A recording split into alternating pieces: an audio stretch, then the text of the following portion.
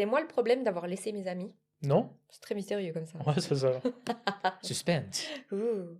Moi, femme de 29 ans, je suis en ce moment en vacances avec mon fiancé et 5 autres amis. Nous sommes 3 filles dans le groupe, on est censés être les meilleures amies.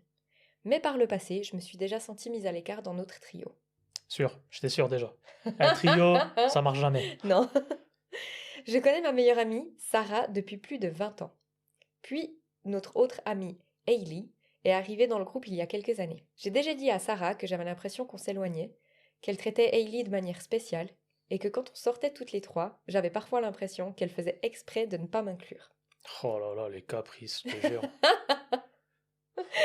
Celle-là, je l'ai choisie juste parce que, en étant une femme et un homme, je pense qu'on aura des avis très différents sur celle-là, et je trouvais Ah, ça hyper intéressant.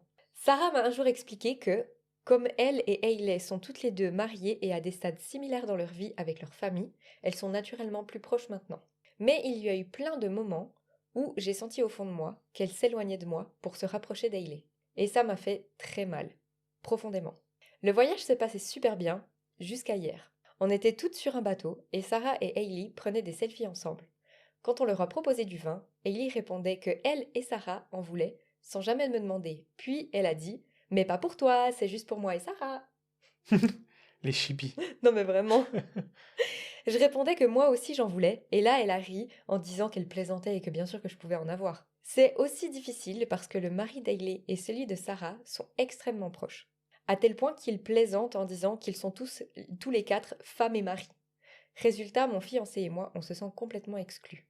Une fois qu'on est descendu du bateau, on est allé faire du shopping. Sarah et Hailey parlaient de leur envie d'acheter des sacs à main.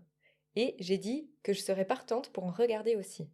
Je n'étais pas aussi emballée qu'elle, mais j'ai quand même précisé que ça m'intéressait. Peut-être que j'avais l'air trop indifférente pour qu'elles s'en soucient.